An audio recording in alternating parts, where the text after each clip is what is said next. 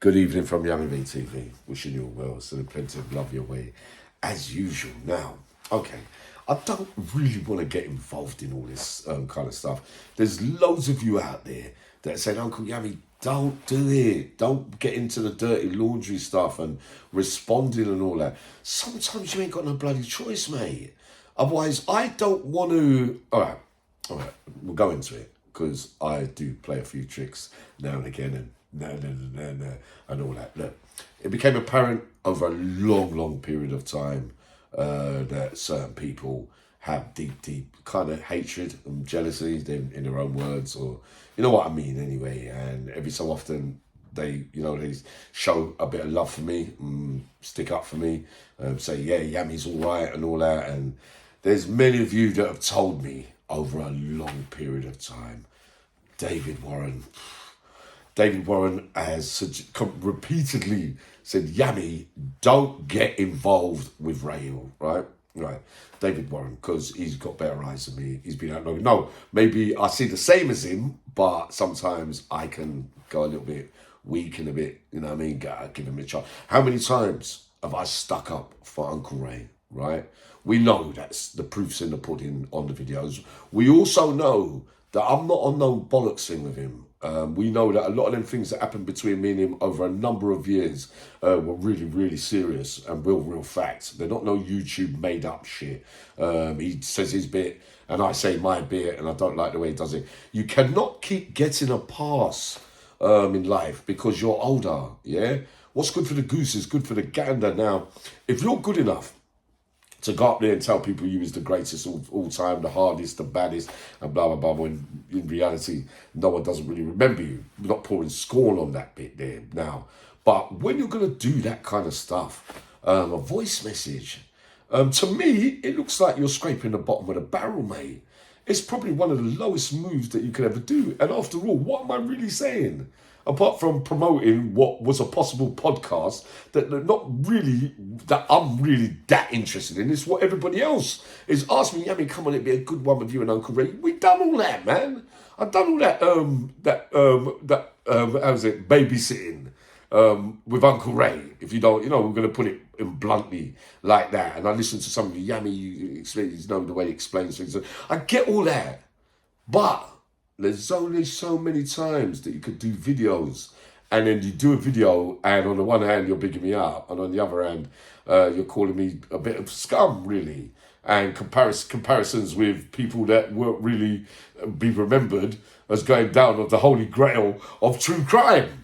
So, not that I really care, of course, because we already know that my story is pretty categorically clear about my part in things. After all, most of my things are verified from everyone else. It's all right, people go up there and tell their stories, but the reason why nothing comes back at me, unless somebody else has said it, of course, is that everybody knows that it happened, mate. You know what I mean? My things is set in stone. I'm not a geezer that's going to come up here. We've talked about this before, and I'm not going to come up here, be talking, and I know that I ain't got the answers for the haters out there. Don't be silly. It's not going to be that kind of thing. But you're scraping the bottom of the barrel. It's a real betrayal of trust, and it doesn't really achieve anything for you by doing that side. So you have to wonder whether that is one of your methods and your way that you responded to things when it doesn't go your way, because it feels like, get round to the story in a minute. Now, if you don't get your own way, then all of a sudden now you want to turn on everyone because your ego is being in doubt. So that means everything's all right if we're saying that you was all right, that you was the bad man, that you robbed me and you did all this and that. Did you rob me? Hold on. No. Look, be realistic about this. I said that someone took my Rolex. Someone that was with me, a couple of geezers, said that it was Uncle Raheel. I didn't know him, right? So I can't swear to that. Now, if you're going to go up there and you're going to make your position in that old shit life and glorifying and robbing yardies and all that, I tell stories on the basis of, some of the things I've been through. Not that it makes me a great man. It makes me a bloody idiot, to be honest, right? But if you're going to say you robbed me twice and you went down and you met me on Church Street and all that, people are not really going to listen. They're going to. I don't have to say nothing for them to see through you. Because they're going to know, well, hold on a minute, if you took that off Yami, why would Yami give you the jewelry in the second space of time? What, was Yami an idiot then? You know what I mean? So it was a bit, he's probably, we'll give him that, fitted up, yeah. You'll be the making of your own undoing at the end of the day. Many of them, David Warren, Joseph Kennedy, Vinny, Medusa, Chelsea, you know, all those that have been around me for a long, long time, Too Fresh, right? One Sue. We could go on and on and on. Yami, don't get involved in. Yami, I don't like it, mate. I don't like him, and I don't like what he's got it in for you, mate. And I'll still go there and I'll go, you know, Yami, yeah, but leave him, man. He's all right. The truth be told, I don't know who it was that walked off with that watch that day. It's not a robbery, mate. Either way, you know what I mean? But, you know, did I throw a carrot out and you bit and you took it all in and now you're carrying feelings because it feels like Yami fitted you up because you're the one that comes up there and responds. That's your responsibility, mate. It can't always go your way. You can't, on the one hand, be preaching, you know, reformed criminal and all that kind of stuff, and going up there and painting the picture of yourself as some kind of Robin Hood, and some kind of man that was like, you know, something great from a life that no one's ever come out unscathed from. It's more of a case. You've got to understand, age is one thing, it don't matter, mate. If you're good enough to come up here and talk and tell stories, interesting that, you know, a lot of people say that, you know, there's not really many stories verified from certain places, if any at all. You know what I mean? I don't want to get involved in it, but look. Mr. Gently is coming on my show, right? I know that your ex as well is coming on my show. I didn't really want to get into all this. I left it all because I was thinking, I don't want a conflict of interest. I don't want people coming saying, Uncle Yami, let me tell my story. Please let me have a platform. People saying stuff about me, and I want to be able to have my say too. But if you was my boy and you was proper and you didn't fall for my learners for me to get reinforced stuff from you that other people have already spotted in you, and Uncle Yami's going, yeah, but give him a chance. We'll do it that way, right? But he'll be coming on the show. I've got to let him on. I've got to let him talk. I closed my thing on this today. I will never ever talk about you again.